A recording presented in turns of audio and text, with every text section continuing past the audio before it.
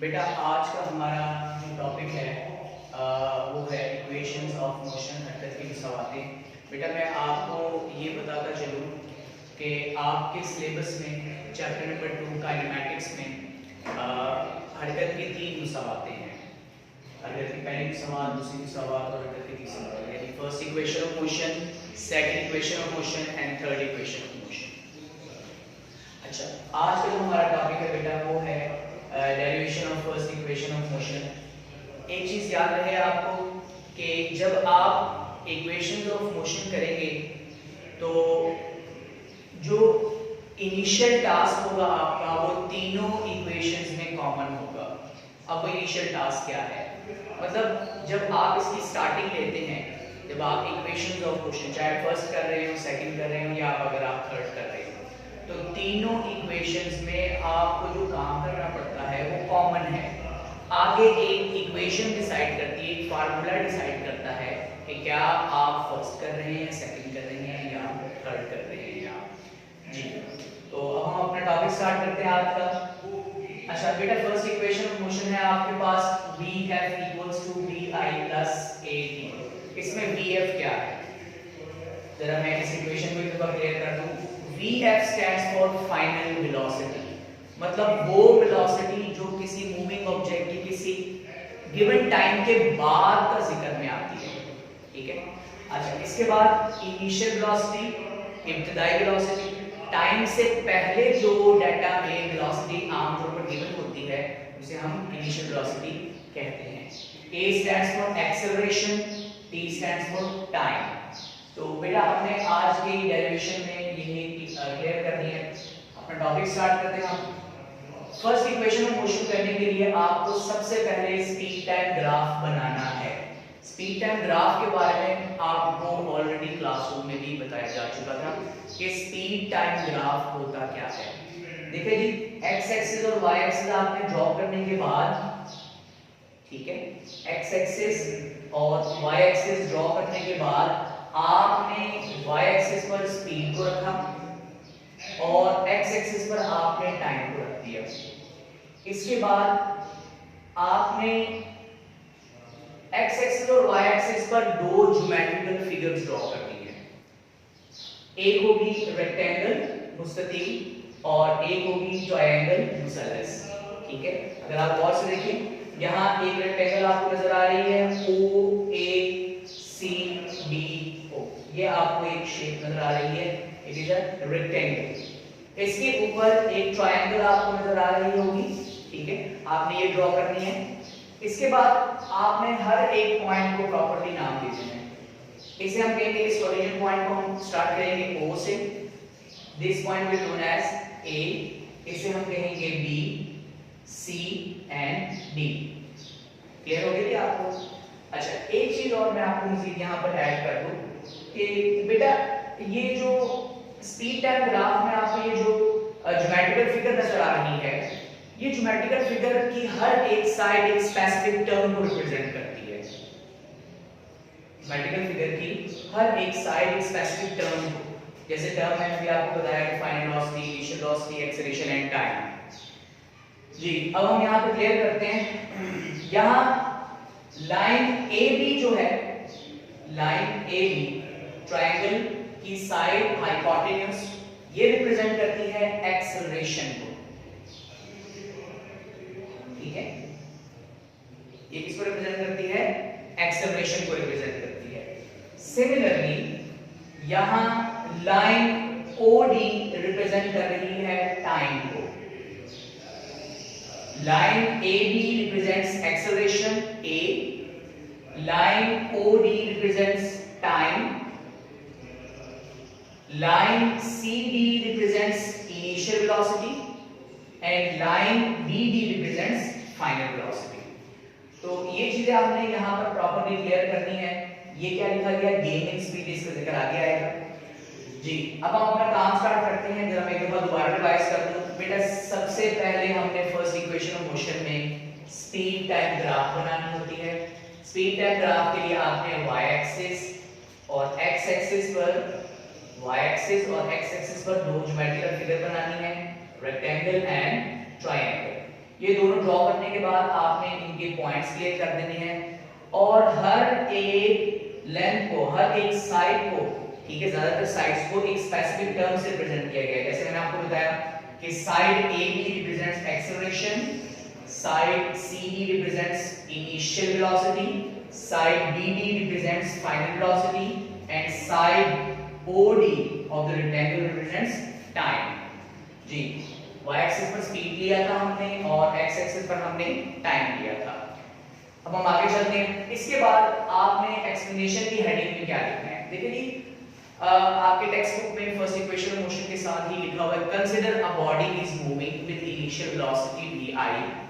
फर्ज कीजिए कि एक जिस्म है वो इनिशियल वेलोसिटी vi से मूव कर रहा है and after time t with the acceleration a its velocity becomes vf और t वक्फे के बाद a एक्सेलरेशन के साथ उस हरकत करते हुए जिस्म की वेलोसिटी हो जाएगी vf। जी, ये आपने एक्सप्लेनेशन यहां लिखनी है। इसके बाद अब आपने अपना काम स्टार्ट करना है डेरिवेशन। जैसे मैंने आपको बताया कि तीनों इक्वेशन ऑफ मोशन में ज्यादातर काम कॉमन है, टास्क जो है वो आपका कॉमन चलता रहेगा।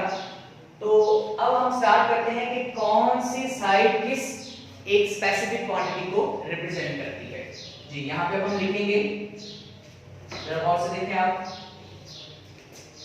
रेक्टेंगल की साइड OD बराबर है रेक्टेंगल की साइड AC के।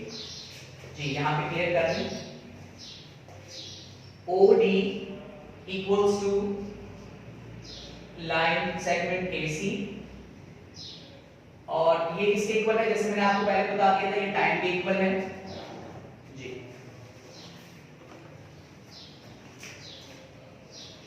सिमिलरली रेक्टेंगल की साइड CD बराबर है रेक्टेंगल की साइड OA के। सिमिलरली यहां पर भी आप इसको क्लियर करेंगे, line OA equals to line CD और ये किस क्वांटिटी की इक्वल आ जाएगी? इनिशियल वेलोसिटी के। यहां आपने एक चीज ऐड कर देनी है, वो क्या है? अकॉर्डिंग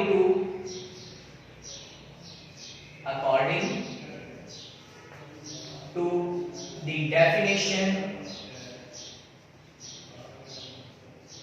ऑफ रेक्टेंगल, रेक्टेंगल के तारीफ के मुताबिक।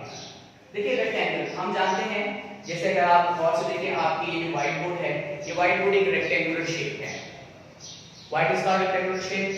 Because they have the four sides, क्योंकि इसके चार साइड्स हैं और आमने सामने वाली साइड, ये वाली साइड इस साइड के इक्वल है, ठीक है, लेंथ में बराबर है और दोनों पैरेलल हैं। सिमिलरली ऑपोजिट साइड जो है, ऊपर वाली साइड और नीचे वाली साइड आपस में लेंथ में इक्वल हैं और पैरेलल हैं और तमाम इंटरनल एंगल्स 90 डिग्री के हैं। तो ऐसी जो शक्ल होगी बेटा, उसे हम कहेंगे रेक्टेंगल।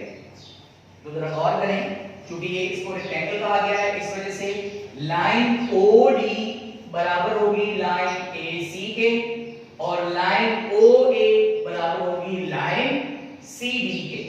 तो इन्हें हम लोगों ने स्पेसिफिक क्वांटिटी से रिप्रेजेंट कर दिया। जी, अब हम आगे चलते हैं। लाइन BD किसके रिप्रेजेंट किया गया है हमने यहाँ पे? जी, line BD equals to final velocity। Line BD किसके बराबर है? फाइनल वेलोसिटी के, ठीक है जी। अब हम आगे चलते हैं। अच्छा, यहाँ पर ये लिखना जरूरी नहीं है, लेकिन अगर आप लिख देंगे सो इट्स फेयर इनफ। जी, अब हम आगे चलते हैं बेटा। इसके बाद line BD equals to BF। अब यहाँ पर दो बहुत इंपॉर्टेंट टर्म्स आ गई। एक है लाइन BC की डिस्क्रिप्शन और लाइन AB डिस्क्रिप्शन। ये बहुत इंपॉर्टेंट है, यहाँ पर आप लोगों ने ख्याल रखना है जी। यहाँ पे हम शो करते हैं कि लाइन BC किसके बराबर है बेटा? ये वाली जो लाइन है, लाइन BC, ये इक्वल है line BB minus line CD के। ये कैसे कैलकुलेट करते हैं? Line BD minus line segment CD जी। इसको जरा मैं क्लियर करने के लिए आपको एक तरीका कार बताता हूं। अगर आप गौर से देखें इस पॉइंट को कहा गया है बी, बेटा इस पॉइंट को कहा गया है सी, और इस पॉइंट को कहा गया है डी। बी, सी और ये हो गया डी। अगर आपको ये लेंथ कैलकुलेट करनी हो, लाइन BC कैलकुलेट करनी हो, तो आप क्या करेंगे, आप BD में से CD को सब्ट्रैक्ट कर देंगे, तो लाइन सेगमेंट BC की लेंथ क्लियर हो जाएगी। दोबारा सुनिए, line BC equal to line BD minus CD कैसे क्लियर किया, मतलब हमने ये फाइंड आउट करना है कि ये किसके बराबर है, जैसे मैंने गेमिंग स्पीड कहा था जी। मैंने आपको बताया कि इस पॉइंट को कहा जाता है पॉइंट बी, ये पॉइंट है सी और इसे कहते हैं पॉइंट डी। यहां हमने लाइन BC की लेंथ फाइंड आउट करनी है, तो हमें क्या करना होगा, हमें BD में से लाइन सेगमेंट BD में से, ये BD है, इसमें से लाइन सेगमेंट CD को सब्ट्रैक्ट करना होगा, मतलब BC की कैलकुलेशन फाइंड आउट करनी कि इसकी लेंथ है कितनी, तो हम क्या करेंगे BD माइनस CD। क्लियर हो गया? इसकी एक प्रैक्टिकल एग्जांपल सुने। अगर इस दीवार से उस दीवार का टोटल लेंथ हो 10 मीटर, अगर इस दीवार से दूसरी तरफ की दीवार तक की टोटल लेंथ हो 10 मीटर और आपको कैलकुलेट करना है कि ये जो वाइड वुड है इस दीवार से यहां तक टोटल कितने लेंथ का है, लेकिन आपके लिए डाटा ये मौजूद है कि व्हाइट बोर्ड के इस सरफेस से लेकर उस दीवार तक की लेंथ है 3 मीटर, और सुने टोटल लेंथ है 10 मीटर और व्हाइट बोर्ड के इस सरफेस से लेकर दीवार के उस हिस्से तक की लेंथ आपको पता है वो 3 मीटर। तो आप क्या करेंगे, 10 में से 3 सब्ट्रैक्ट करेंगे, 7 आंसर आ जाएगा। तो सेम यहां पर भी ऐसे ही है ये जी। अब हम आगे चलते हैं। अच्छा, इसके साथ आप इसको ऐड कर सकते हैं, BD माइनस CD किसके बराबर है, VF माइनस VI के। देखिए BD जैसे कि हम लोगों ने ऊपर क्लियर किया कि BD equals to VF minus CD किसके बराबर है, VI के जी। नेक्स्ट टर्म है आपका एक्सेलरेशन का, AB लाइन का जी। जैसे मैंने आपको पहले ही बता दिया था कि line segment AB, line segment AB, अब ये किसके रिप्रेजेंट करते हैं जी, इसके लिए थोड़ी सी एक्सप्लेनेशन सुन लें आप। ये जरा गौर से देखें आप, ये ट्रायंगल है, ये है पॉइंट A, पॉइंट B और पॉइंट C। ये 90 डिग्री राइट एंगल ट्रायंगल है, 90 डिग्री यहाँ पर। अच्छा, 90 डिग्री के सामने वाली साइड को, बिल्कुल फ्रंट साइड को, इसे हम कहते हैं हाइपोटेन्यूज, और इस साइड को कहा जाएगा परपेंडिकुलर, और इसे कहा जाएगा बेस जी। विद अमूल कायदा। अगर आपको लाइन AB की कैलकुलेशन करनी हो, अगर आपको लाइन AB यानी कि हाइपोटेन्यूज की कैलकुलेशन करनी है, तो आपको क्या करना होगा, आपको सिर्फ परपेंडिकुलर को बेस पर डिवाइड करना होता है, परपेंडिकुलर डिवाइडेड बाय बेस। यानी इंजीनियरिंग टर्म में जब स्लोप फाइंड आउट करते हैं, जब भी स्लोप की कैलकुलेशन होती है, स्लोप की कैलकुलेशन के लिए हमें क्या करना पड़ता है कि हम उस ट्रायंगल के परपेंडिकुलर को उसकी बेस पर हम डिवाइड करते हैं। दोबारा सुनिए, जब भी स्लोप की कैलकुलेशन होती है, इट इज अ स्लोप, इस स्लोप की कैलकुलेशन हम यहां पर स्लोप फाइंड आउट कर रहे हैं कि ये स्लोप किसके बराबर है।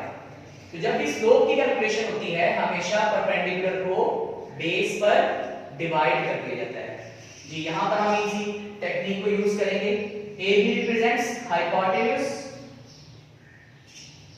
इसे हम हाइपोटेन्यूज रिप्रेजेंट कर रहे हैं, और जैसे मैंने आपको बताया कि हाइपोटेन्यूज किसके बराबर है, परपेंडिकुलर डिवाइडेड बाय बेस। यहां पे आप क्लियर करेंगे परपेंडिकुलर डिवाइडेड बाय बेस जी। इसके बाद अब आप ये देखें कि यहां परपेंडिकुलर है क्या जी, जरा गौर करें। यहां पर परपेंडिकुलर है BC और बेस है AC, A बल्कि बिल्कुल ए सी साइड,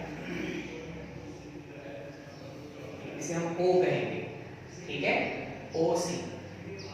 क्लियर हो गया?